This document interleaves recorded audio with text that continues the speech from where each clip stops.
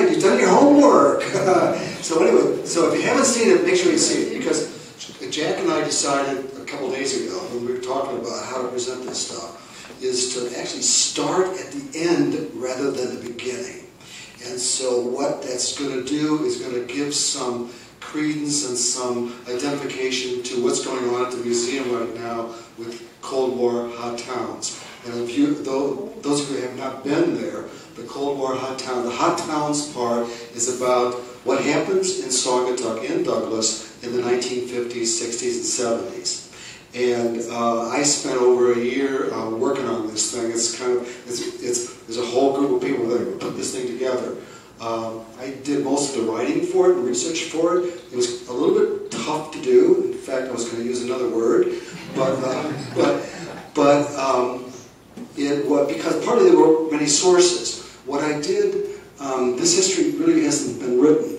And what I did about the 1950s and 60s and 70s is that I began gathering stories from various people that sent them to me, that went online, all that kind of stuff, talked to people.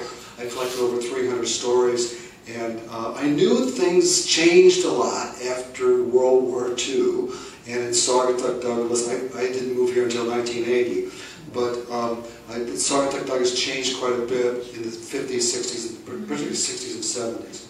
So that's what that's all about. So we decided, Jack decided, let's start with the 50s, 60s, and 70s with the waterfront. And so let's do that, Jack. We want to look at, this comes out of here. Okay, for one thing, go back to the tell us your story thing.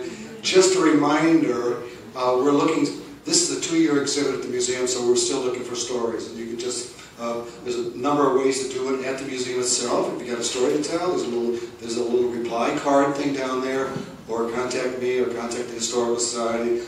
We can get to your story. All right, let's go to the first image here.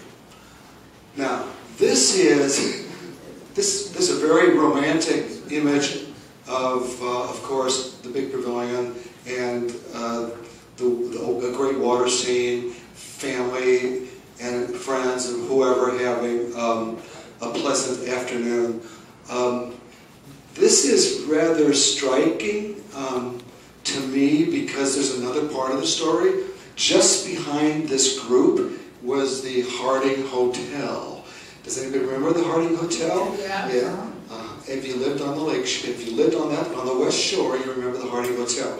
The Harding Hotel was a hotel that eventually moved across the river to a larger site in Douglas. But the Harding Hotel was a notorious place, and eventually burned down, which brought buses up from Chicago and a free bus ride, particularly bringing up young, beautiful women, and as the story goes, and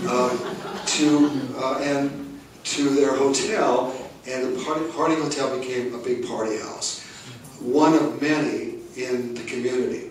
But so this was somewhat symptomatic of what was going on in Saugatuck, particularly in the late 50s and 60s, as a youth rebellion swept across America. Americans after World War II, I think all of us in this room, or probably many of us in this room, kind of are familiar with that. After World War II, the economy changed dramatically. Many jobs, a great increase in wages. A lot of people had a lot of money to spend. The automobile, trains, airplanes. Instead of going to Saugatuck, we're going to other places. And Saugatuck really suffered, as this beautiful photograph does not indicate, but Saugatuck suffered a fairly significant decline in terms of visitors. So it was a brilliant opportunity for a youth revolution, a youth rebellion site. And that's, some of us also know. If you've been to the museum, you've seen some of the evidence. But the youth rebellion, college kids particularly, the colleges became packed in the 50s and 60s. Michigan State became famous for one of its big bars that moved up here called the Coral Gables. And for a number of reasons, Saugatuck became one of the biggest hangouts for the youth in the 50s and 60s. Many of them had new cars. Convertibles were the hit. And so what we want to do today is Jack and I want to use Water Street as sort of the beginning of a new era in Saugatuck. But there's something else that was going on here, and look at, you know, we're looking straight ahead at that amazing building, the Big Pavilion. And I've always been kind of mixed about the Big Pavilion. As a historian, I get into more of the stories, and some of you know this, but the Big Pavilion had sort of gotten worn out by 1960, and in terms of its function, the ballroom dancing went out of style.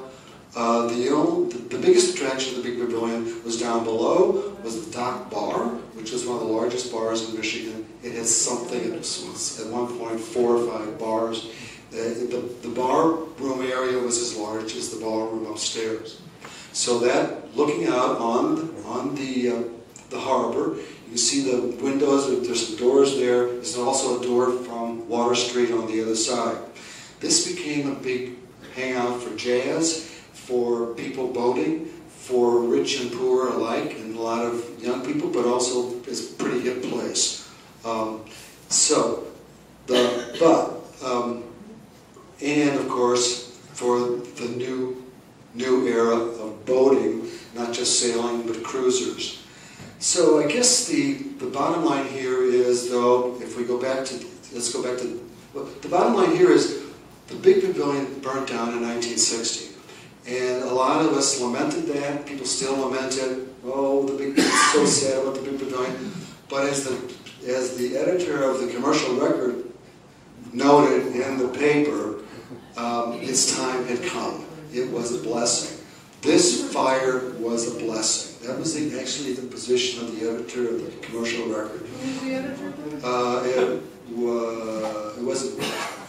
It was before the Langs.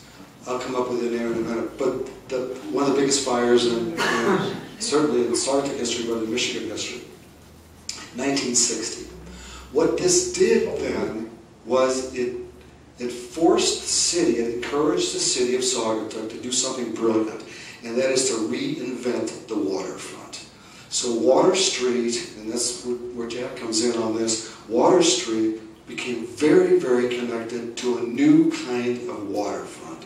Not just fishing shacks, but people who had the affluent Americans with their new cruisers, and with a new boardwalk that became the longest boardwalk in Michigan. The waterfront itself and Water Street is as important or more important than Butler Street. So I think that's kind of one of the things that Jack is kind of pushing as well. You know, what's the most important street in Saugatuck? Today we think it's Butler Street. That's where the restaurants are, and so, the shops. But really, when in the 1960s, 1970s, it was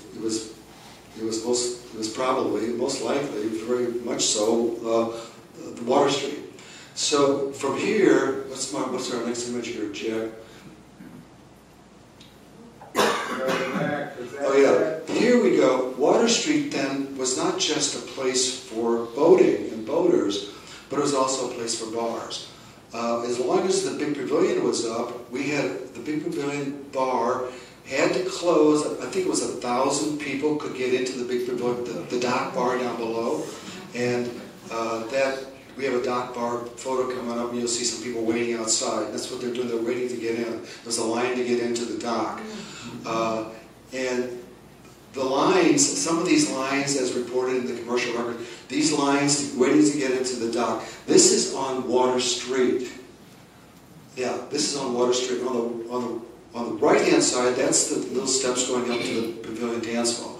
But the lines waiting to get into the dock bar circled around Water Street all the way across for a couple of blocks, and merged into another line of people that were waiting to get into the Coral Gables. There were 2 bars in the Coral Gables, which was right next door, pretty much right next door, as most of you know.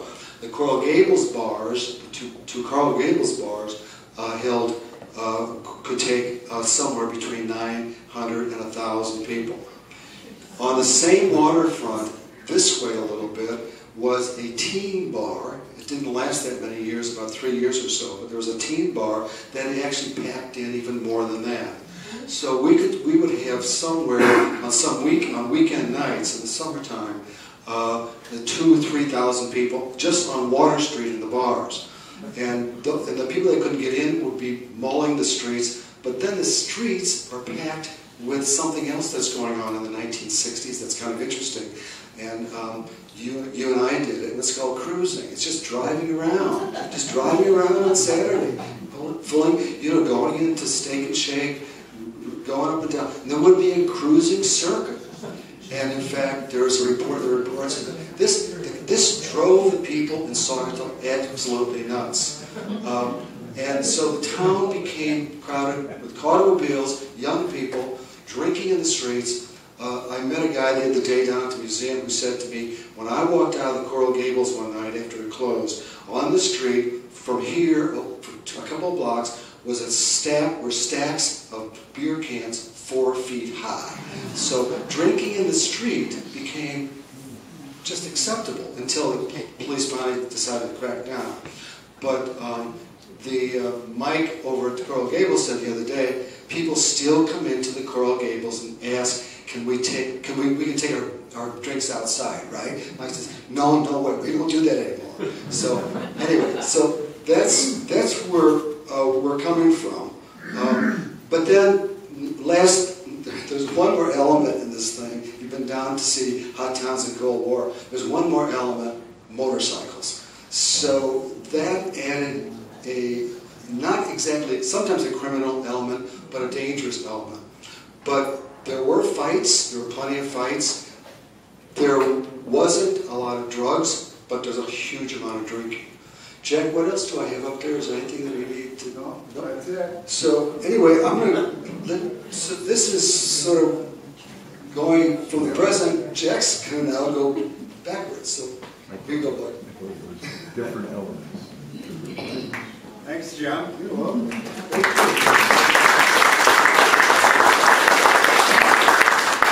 There's a seat there, someone would like to. Yeah, there's a seat up in front here. No charge. There's a lot of pictures to look at here. So my sister-in-law, Tanya, is going to take back to the chair. Come on, Tanya. There are some 80 pictures. So the rest of the program is going to be long on pictures and shorter on talks. I'm not going to give you a lot of history about each picture that we look at. I'll try and hit the high spots and sort of keep you oriented as where we are, because we're going to take the Saugatuck-Douglas Historical Center time machine and go back. Can you fix the mic so 1874. Thank you. Put it on your chin, Jack. We can hear you. Seriously. Right here?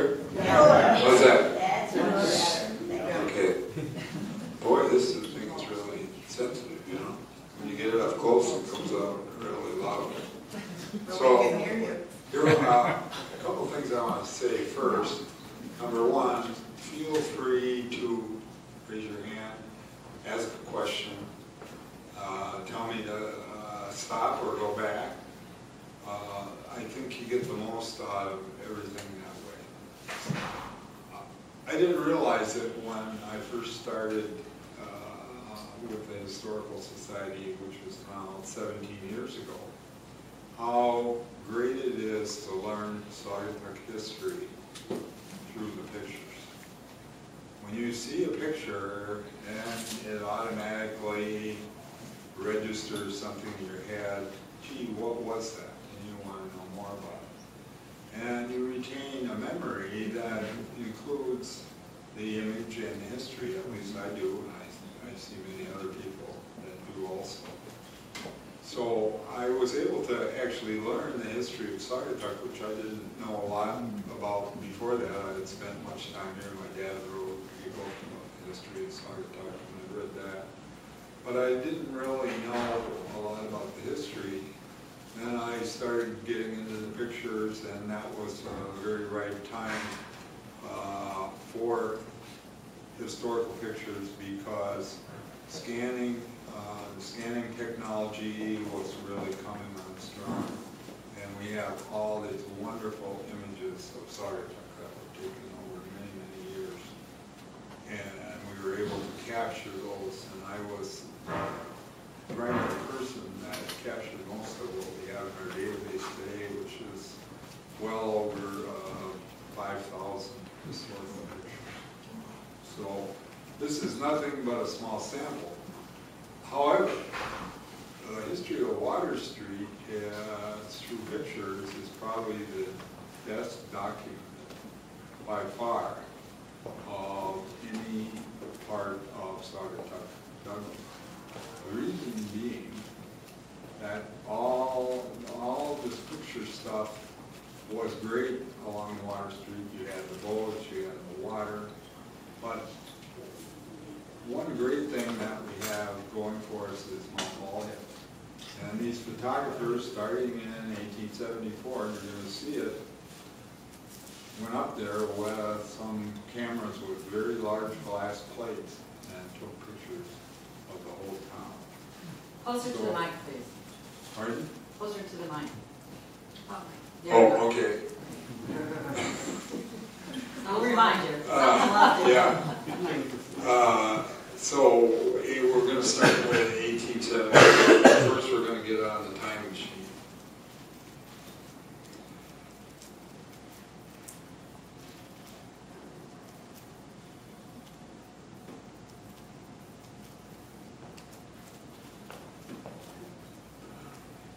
There's two early photographers, and this person right here, whose name is Miller Robinson, is actually Peggy Boyce's grandfather,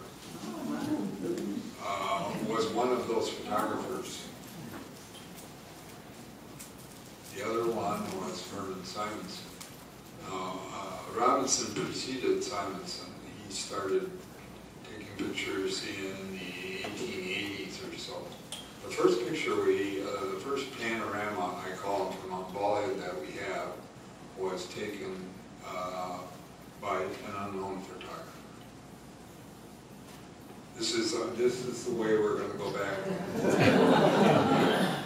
We got a little 2017 technology, and we just started heading back. Point here. Today, we couldn't do what was done in these early years because the whole town is covered by trees.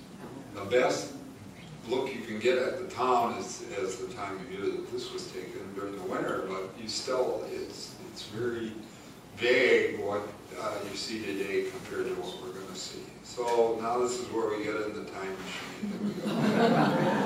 And we start coming into 1874. Then we start seeing, there it is. That's what it looked like in 1874. Water Street, as it does today, runs parallel to the river. And we were going to look at many of the details that we see in this picture. So, but that gives everybody a little orientation as to what you see when you're on top of Mount Ballhead. You can record if you have the right camera. Was the river a lot higher back then? It appears to be that it was higher than it's now. I'm sorry, I didn't get the question. Was the river a lot higher then? Not really, relatively. I think about the same. In fact, some of these pictures, a little later, it's actually much lower than it is now, so it goes up and down. I have labeled some of the buildings that we see in the 1874. You can see lumber. What you see along the shore there looks like a building. It's actually lumber stacked. Next to that is Morrison Hall. That was built by one of the first major settlers in town, Stephen Morrison, who had a tannery right at that spot. The building behind Morrison Hall was part of the tannery. It's hard to see here, but there was a windmill that actually supplied water for the town and for the tannery behind that. You had some stores, saloons, and a shingle mill is making a little bit of the smoke that you see in the foreground. Zooming in a little bit on that area, you can see the windmill better. And you see the side of the buildings that were the tannery, actually the building. You see the windmill, to the left of that was the tannery building, and the next building was called Morrison Hall. And that was like a public hall that served the same purpose as the village hall does today. The next two buildings were commercial buildings. Oh, I forgot, I can do this, which makes it easier. This was the Lake Tavern, which had a bad reputation. This building, or one of these buildings right here, was a shingle mill. This was the Empire Saloon. This was the Coates, kind of a general store. This just zeroing in a bit more. Heading back out. Now we're in the next block. We're moving to the south. The big building here was the Heath Grist Mill. And it was a steam-powered grist mill. What you see coming out of there is either smoke or steam. I don't know which. Maybe a combination of both. But that was built in the early 70s, and it actually burned about 1880 or so. This is the way the next block looked from a distance. You can see the East Grist Mill here. Next to that was another tavern, the Kleeman Tavern, which that building is still there today. We'll see that a little more in detail. We don't know what this is stacked down here. My leading theory is that it is firewood that was used to power the mill. But Jim thinks it might possibly have been shingles. There was a shingle mill just a little bit further up, and there was also a shingle mill on the other side of the river, which we can't see here. But we don't know exactly what that is. What is a grist mill? Pardon? What does a grist mill produce? What is A grist mill is where the farmers brought their wheat to have it ground in flour. Okay, great, okay. Very, very important thing to have in the area. And we'll see another one, after that one burned, another one was built some 20 years later after the farmers were just crazy to have some place to take the grain. It could be just chaff flying out of the building from the grist. There actually is an 1873 map, and I thought about putting that in here, but I think it's actually a little easier just to look at the photos. I have done a presentation, which I probably will do again at some point. It's kind of based on this, but it includes a lot of the other buildings in town. As you can see, many of these buildings are also quite easy to see, so that is also an interesting presentation. But this just zeroes in on Waters. Right here is the Kleeman Saloon that's still there today. Anybody recognize that building?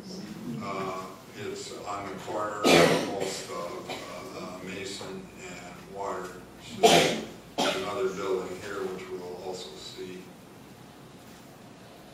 Continuing down the street, this was the Fairyland. Wicks Park today is to the right. This became the Maplewood Hotel. This is where the ferry docks, and it still docks in that exact spot today. Right now, today, this is the Ship and Shore Motel. This is Wicks Park. This is the Wicks Park Grill. Occupies this spot over here. There's a restaurant on that corner. Now we're going to jump back in the time machine and go to 1895. It looks very similar. There wasn't a whole lot of changes going on in the next 20 years, but there were some pretty significant ones. One of them was this building right here, which replaced the Heath grist mill as Saugatuck's, another mill for Zagreb, which was also steam powered. Well, let's jump to shipbuilding. That era was, and up to that time and beyond, was a great shipbuilding era. Here are some of the major shipbuilders that we had, and there were a number of them, and they were very good, and they built ships up to 200 feet in length. So here's some images. This is really the first image, the oldest image that we have, which was 1874. Believe it or not, this vessel, which was 137 feet long, was built in Allegan and floated down the river. Oh my gosh. That is totally amazing to me. Well, just the hull. Here they finished, put the masts on, any superstructure, etc. But they actually built the hull in Allegan. It was built by John Martell, one of the master shipbuilders. This is being finished. This right here is the windmill that we saw in the other picture. This is the school, which sits up on the hill. So this today is the area just beside the Butler Hotel, actually, looking toward where the school is today. Some other interesting shots. This is the Heath. The Heath family, in addition to owning the grist mill, were very enterprising folks, and they were shippers. And this was the HRE. It was about 100 feet long, good-sized vessel, built in 1871. This is the largest vessel ever built in Saugatuck, which was 200 feet long, called the Bon Voyage. There it is, finished. It was quite a boat. That was built in 1891. It caught fire and burned about 1900 off the Keweenaw Peninsula. This is the area of Wicks Park, and we see a ship on the way the ships were built. They were all made of wood, right on the bank, and then pushed into the river. This was the last one built. It was named the Anna Wilson. It was built in 1912, and spent most of its life just in this area between here and Holland, and up and down the West Michigan shore. Zeroing in a little bit, this was the flour mill. This is the village hall. This area right here in 1876, the buildings that we saw in 1874 were all destroyed by a huge fire, burned everything in that block. So everything that you see here was built after 1876. This building right here is still there. That's the fudge store. This is the present village hall. It's been extensively remodeled. This building right here is the Coral Gables Annex. It's still there today. And the good goods. There's a little close-up of the grist mill. The grist mill was built in 1892. It ran for about 3 years, and apparently it was not economically successful because it went out of business about that time, 1895, 1896. and sat empty for a while. And then it was converted into the hotel other, which is the lower floor is still there today. The top 2 floors were cut off in 1973, but it was originally that flour grist mill set on the shore. There's a close-up of the annex. It's looked then a lot like it looks today. Another building you can see over here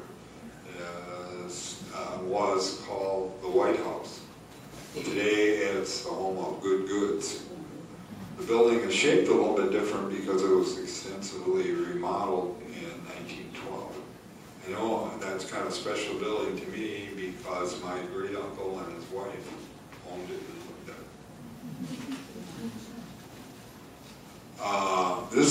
This building is still on the corner of Mason or Hoffman and Water Street. It was a feed store. I'm not sure what's there today. And this is the Clean Cabin, which is still there today. This is the ferry landing, 1880. See, the building on the left is still made up of parts of what was there in 1874, this big building here. But this is where the ferries come in. None of these buildings are here any longer. This is Wicks Park to the right, no Wicks Park Grill is across the street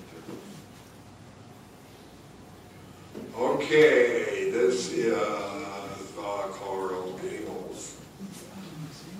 When it was singular, not plural. It was the Coral Gable.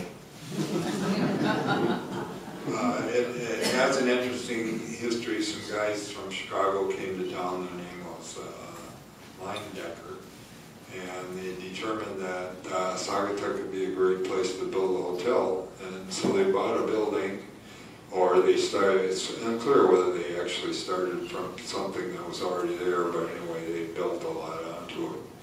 In 1901, and they were already going to business, it caught fire and burned down.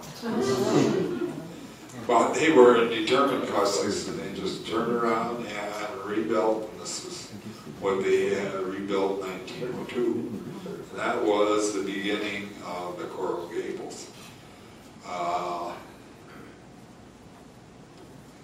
In 1905, business was so good, they decided to add another gable.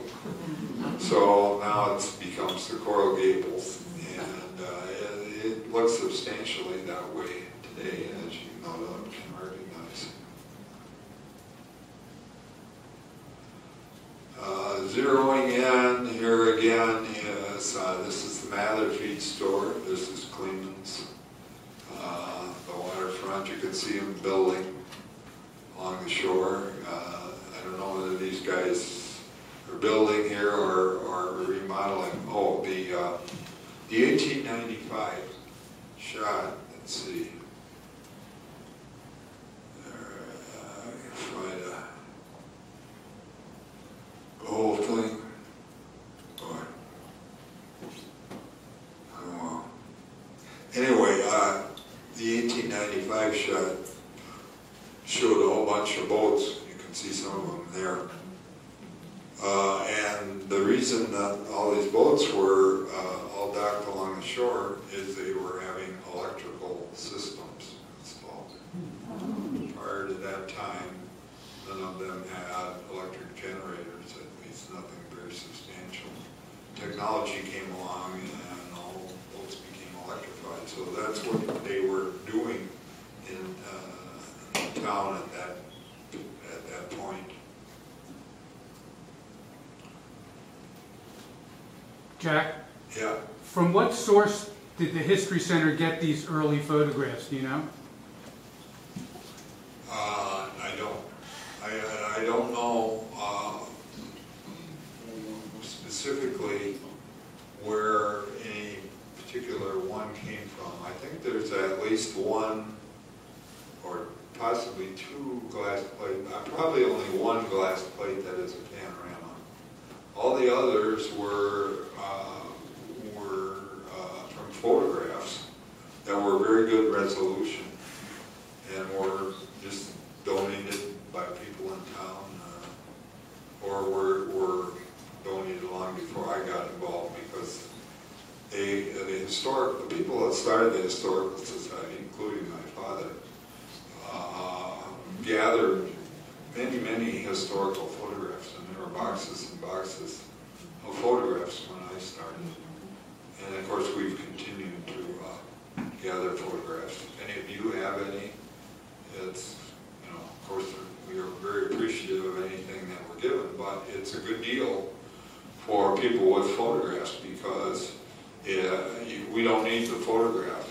All we need to do is scan the photograph, and you get the photograph back, plus you get the digital image that is created when we scan it, which is then very you can give it away, you can make many copies of it very easily. So that's a wonderful attribute to our history. Let's keep going.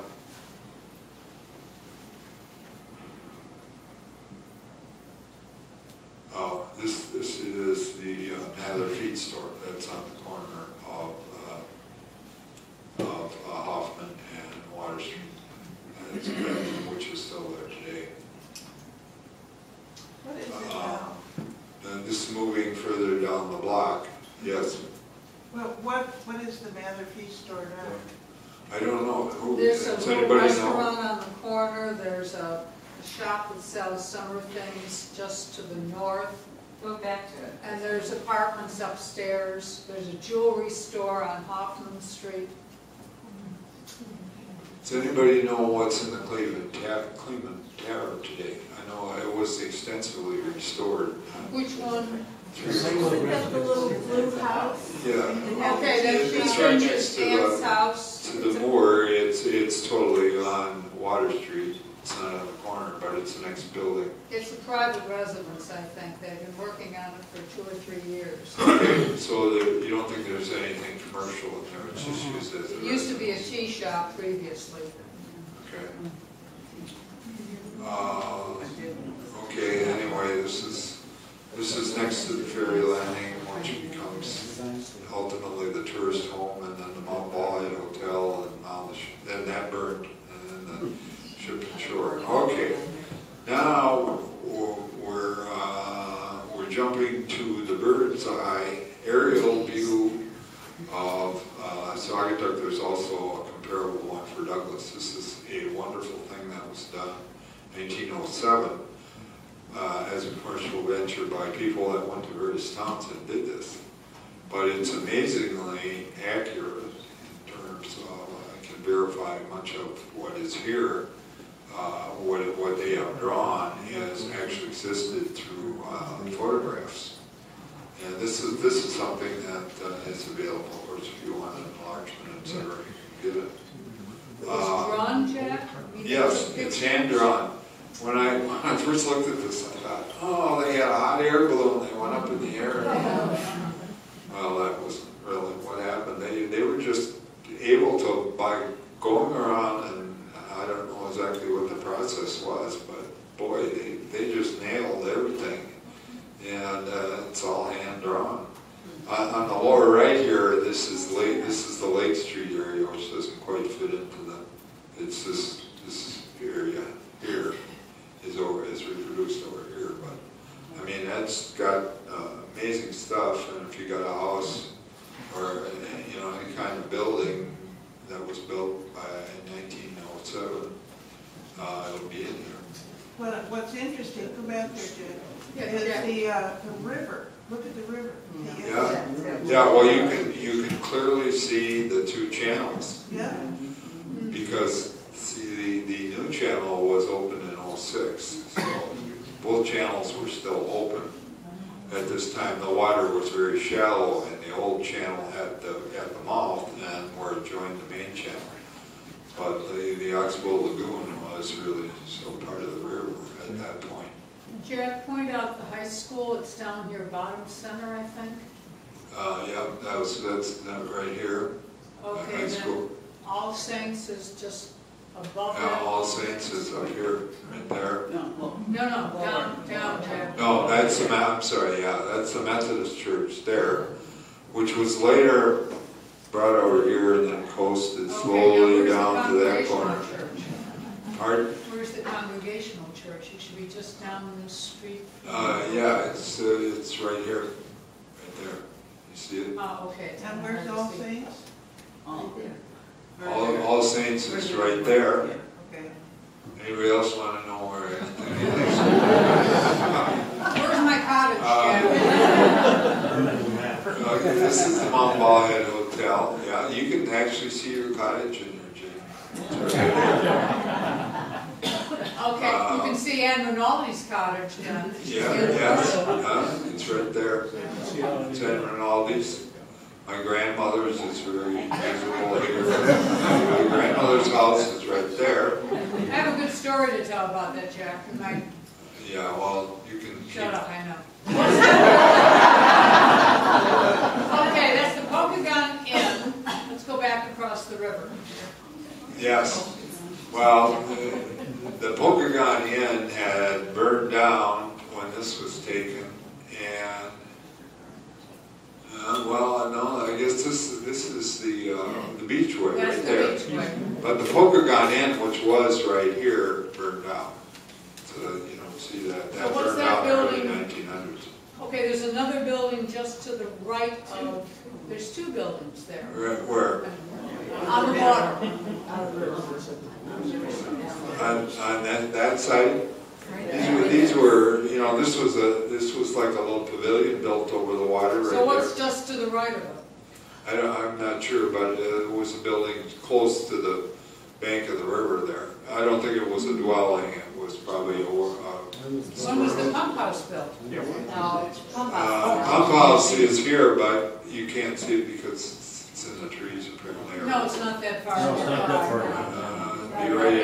Yeah, well, be right in here. To the left. Yeah, a little bit to the left. Well, I got some more close-ups here. Let's talk about what we can see easily. There's the Butler Hotel. Interesting thing here is the railroad track of the river, which you see coming down. There's a couple sidings actually, which a lot of people are aware of the fact that it turned around right here. And this was the interurban station that would stop there. This was the primary stopping point for Saugatuck. Here's the gables. This is the future site of the pavilion, which wasn't yet built. The Butler. I got this labeled what I call the White House, which is the good goods. It's here. You can see it hasn't been remodeled yet. The house next to the White House, which I'm calling the Funk House, is still there. It's been recently renewed, restored, and moved a little bit back from the street. It was really close to the street. You know, it's been moved back a little bit. Village Hall here. What year was this picture? This is 1907.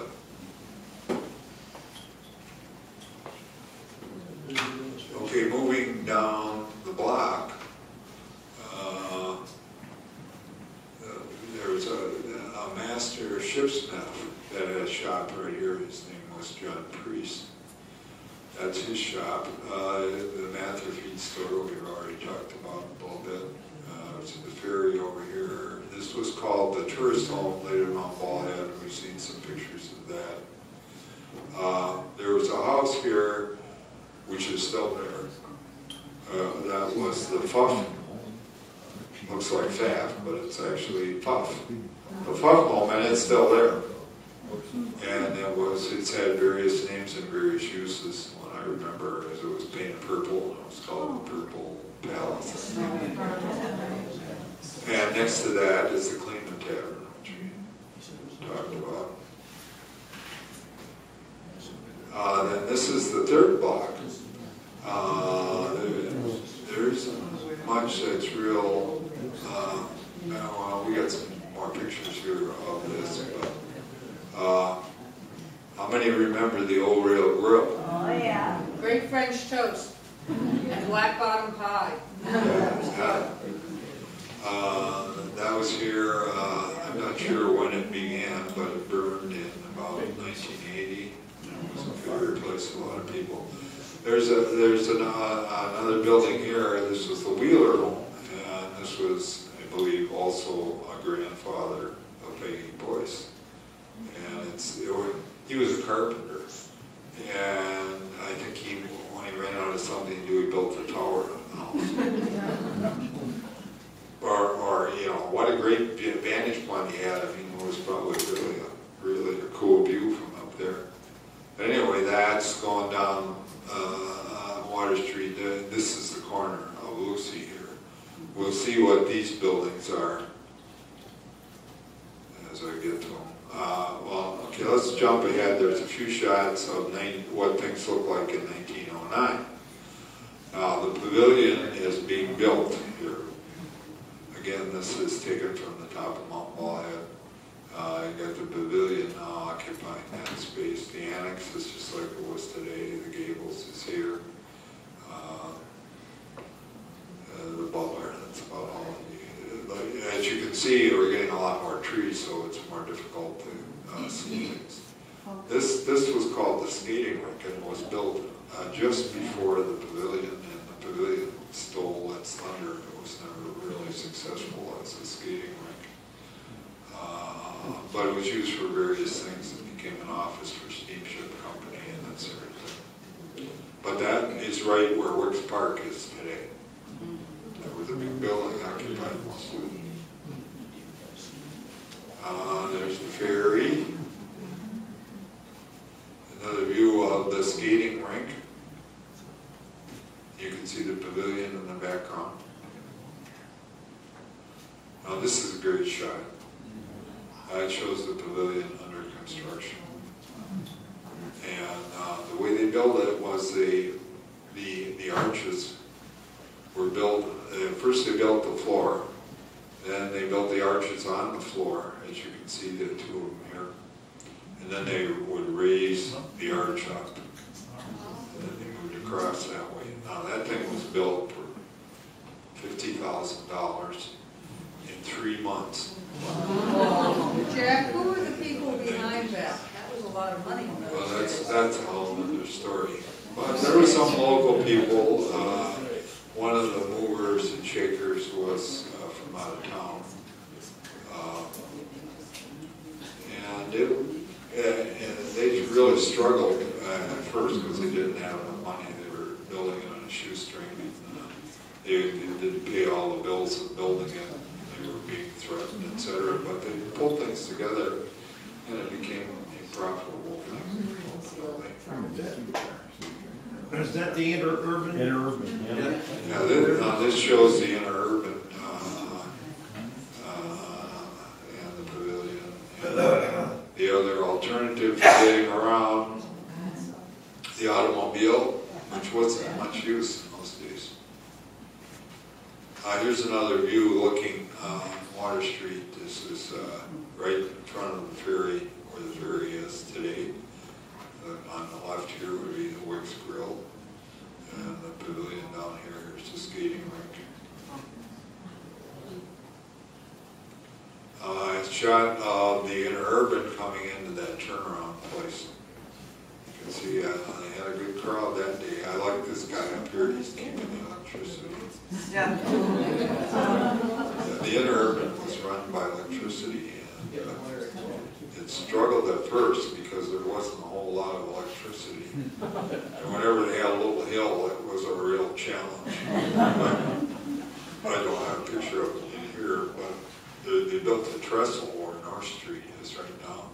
Now if you know what North Street, it runs between the Blue Star and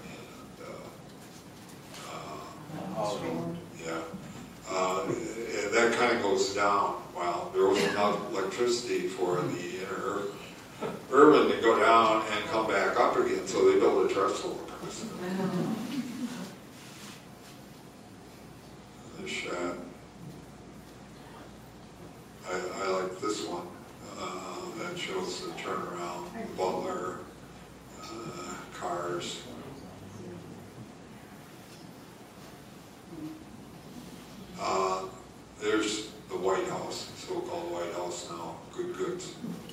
that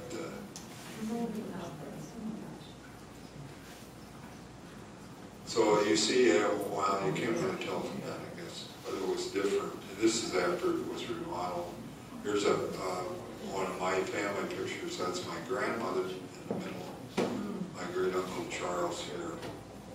This is his wife Irene. Who's the little boy?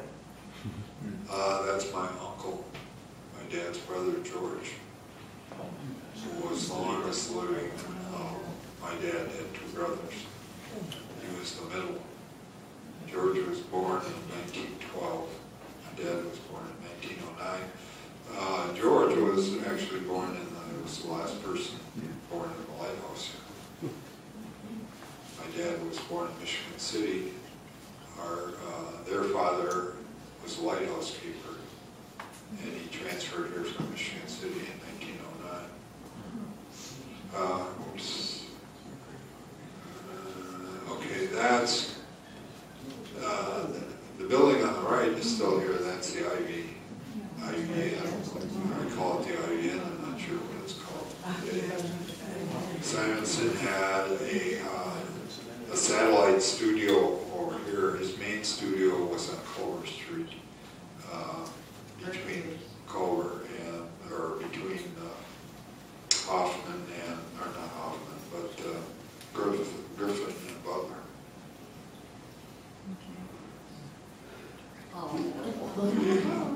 See, that's where the Wicks Park Grill is. Actually, this building is part of the Wicks Park Grill today. It's still there. I'm pretty sure. This is one of the so-called dynamites, which were photo props. People would get up on there and have their picture taken by one of Simonson. So there are many pictures of that. Okay, now remember that other one where you see those kind of funny buildings along the shoreline. This boat livery there, that was Doc Heath's boat livery. And this right down here is the corner of Lucy and water. So the water going this way, and this is Lucy, so that's what you're seeing there.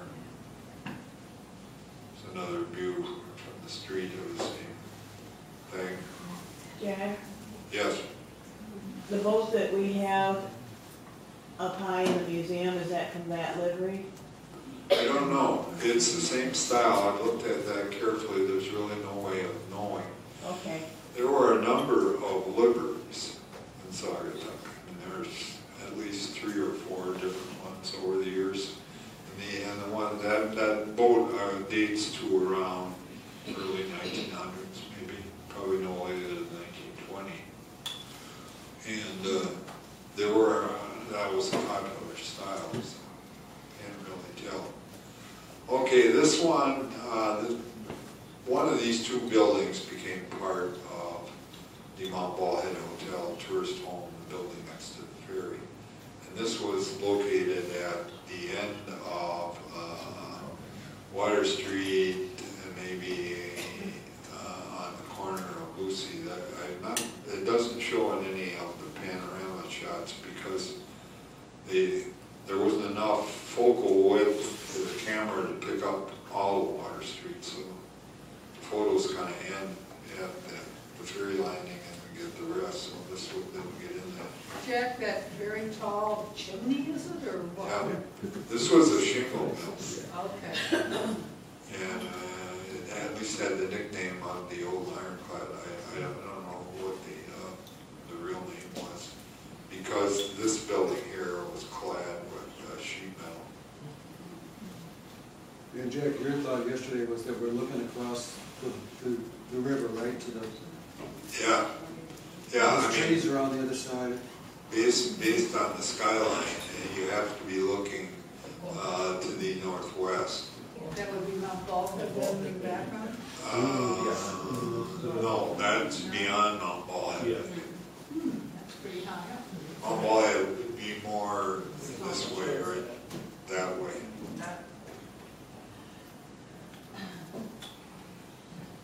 Now, if if you wanted something to do, you went to the Air Dome about 1920.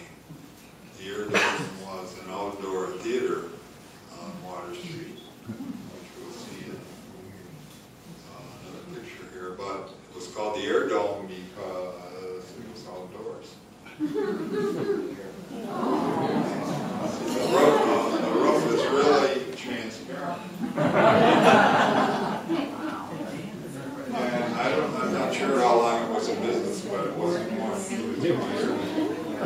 Here's where it is on the Schmiechen is right there. Okay. It's 1920.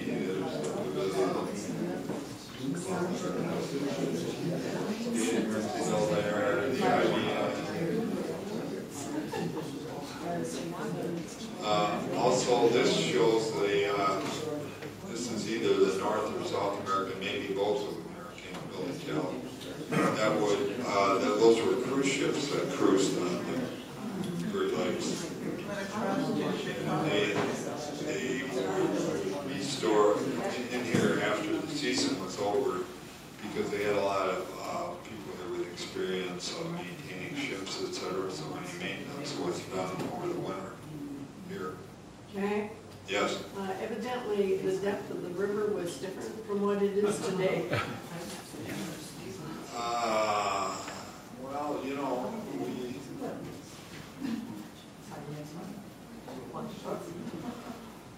I'm sure it was to a certain extent. Yeah, It but was more dredged. Yeah. But there were some fairly, how long ago was it? There was a fairly good-sized boat that came in here. It was a cruise boat. What came And a dock that was parked there. I don't think it was as big as these Not as boats. big as the Americans. Yeah, Jack, yes. did you not have to have tugboats to navigate the steamers? You see tugboats pulling the steamers, so it's possible, maybe depending on the pilot, etc., or the ship's capability to turn and maneuver. Maybe some of them needed it, and some didn't. Right. If you had a big masted ship, you can imagine. Some of those pictures have little tongues in there. Talk about the bridge up on top. Yes. Oh, actually, the bridge is a very interesting story in itself. The first bridge was built in 1871, and it was just kind of like you see there. You see part of the bridge is here, part of the bridge is here. That's the island in the middle. Yeah. But prior to 1871, in building the bridge, this was all kind of swampy, low area. So they brought in, they got a lot of fill, enough fill to make this dry land in here. This is in 1871. And they had a wooden bridge here, right there. And this was a lift bridge. It wasn't a swing bridge, it was a lift bridge at first. And then this is Douglas, high ground over here. So, but then in the early 1900s, the wooden bridge here wore out, and they managed to buy this iron truss bridge from some place in New York, Oswego, New York, I think it came from. So this is made out of iron now in this picture. And this was at about the same time the swing bridge, or the lift bridge was converted to swing bridge. In this picture, this is the swing bridge here. Yeah, you can't really see it, but there's like a pivot in the middle here where the thing can turn. Then in 1936, they dredged a lot of dirt. They got a big sand sucker type dredge that sucked all the mud and stuff out of here. And they built up this causeway, which is there today. When you drive across the Blue Star Bridge today, you're quite a bit above the river. If you look down, that's the level this was. When you drive over there today, look to the left, you see those buildings that are down below you. Well, everything was that level. But then they brought in that sand sucker and built up that big causeway, and then they present bridge in this area right here. That's where the present bridge is. So all the rest of that is filled then? Yes. The new land? Yeah. Well, Where that did the comes- Potawatomis live? Pardon? Where did the Potawatomis live? Didn't they live on an island? Yeah, they could very, yeah, I think some of them lived right on this. I think so. Yeah. That would have been earlier. Well, no, actually, if this is 1920, they were still, the basket factory was still. John Back Fox you lived can out see there. the smokestack in the back, the basket factory right here. Yeah, so there were a number of Indians that worked at the basket factory. They had just temporary, like summer living quarters on the dry land here. Jack, Yes. I can't see from here, but on this corner here, when looking across the Douglas, can you see this building now, the schoolhouse? Is that shown? There's a building there. The big white building? I don't have that one in here, but there is. Take the pointer over to the right. Far right. And go over. Yeah, it's not in this picture. Are you maybe thinking of that? There's an 1871 picture Okay. taken from, basically the photographer was standing on Lake Street looking, that photographer was standing in here looking this way. And you can see the wooden bridge here, and there are logs.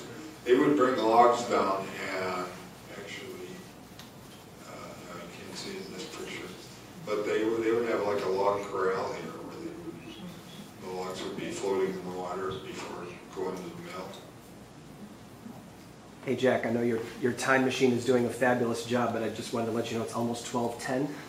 So, Okay. So anybody that has a hot lunch date is excused, and I won't want to do that. We're getting there. I think we only got maybe 5 or 10 left.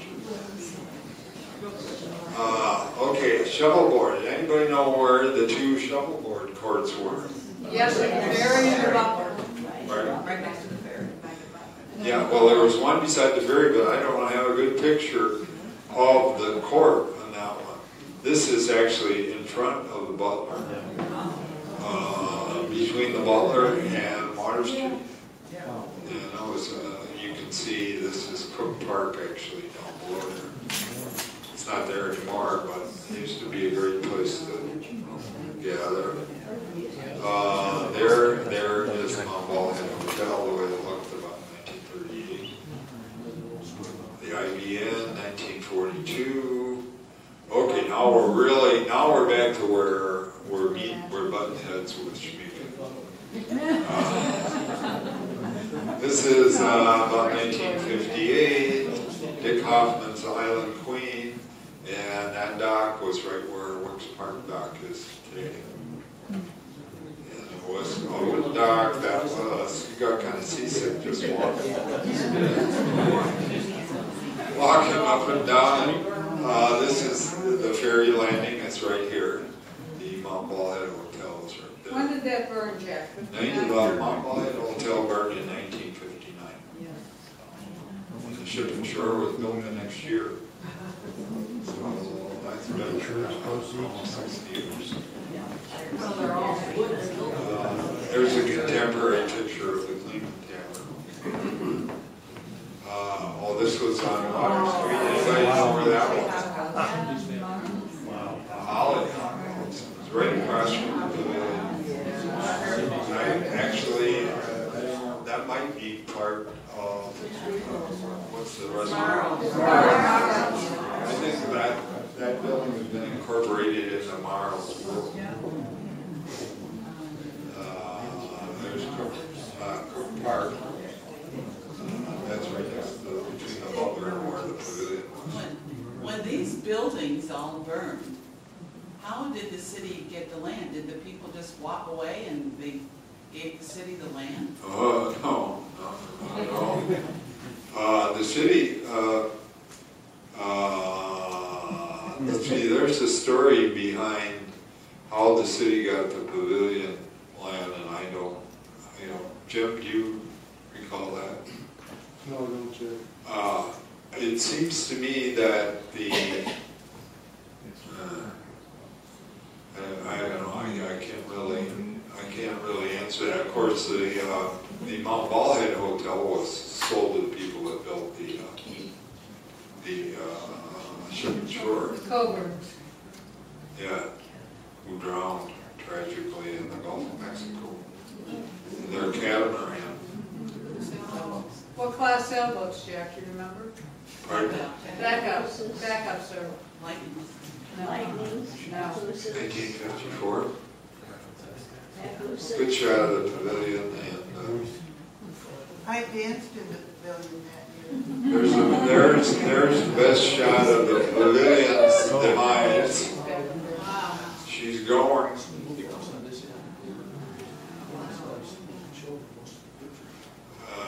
That was out of order, but that's 1909. So, no, that's a duplicate actually. Okay, there's this is the only picture I got of Anchor Park. You might have guessed it was called Anchor Park because there's the anchor. But this is where Works Park was, and that was Dick Hoffman, the local entrepreneur. Had that. He had a little shooting gallery here, and this is miniature golf. I know. And when you putted on the last hole and the ball went in the hole, there was a long tunnel that went back to right underneath here. So you had to pay before you could put it on. Okay, here's a history mystery. Does anybody know what this is? I asked Schmiechen, he didn't know. He knows everything. Oh, that's Huh? Come on. Charlie Beeston's old place. No. You're a block off. That's down in this way. That was called Hamburger Heaven. And it was right next to Anchor Park. And it wasn't a sit-down place. You would walk, it might have had a table or two outside. Then it became a laundromat. People remember it as a laundromat. Next door is the building that's, parts of the building are still there. That's where the mermaid is. Actually, it became a candle shop Okay. after the laundromat. Oh, okay, there we go. Candle shop. Well, when did it disappear? It's a parking lot now. Where was Louise Easton's restaurant? Zagreb Park or Jack, the big building became the teen dance place, the teen place. Here? Yeah. No. on the waterfront. Oh, That, here? yeah. Oh, here? Yeah. No. Well, I don't know. When? The boathouse. The ferries are Dick Hoffman, not the ferry. Dick Hoffman's Island Queen is right there being serviced apparently. This is the off season.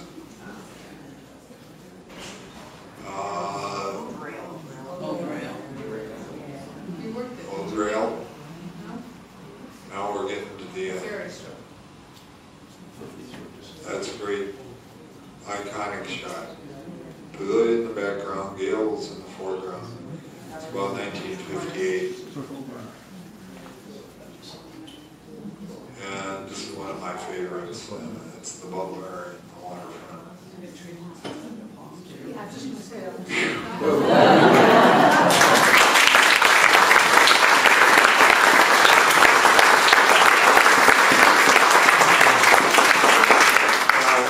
I hope you enjoyed that. And I got to plug the next one I'm doing, which is the Wednesday, October meeting. And it's going to be, maybe some of you have seen the TV program, Who Do You Think You Are? And it's kind of based on that format. We got two people that we are researching their family history. I lead the family history group for the society. Judy Anthrop, which I'm sure a lot of you know, and Wynne Ryder. I volunteered, and we're researching them. They don't know what we're finding, but it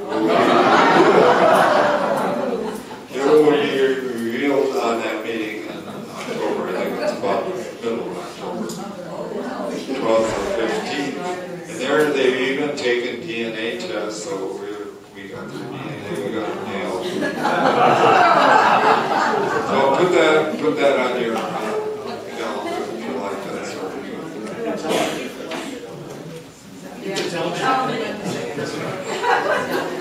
Oh, yeah, we're on the road.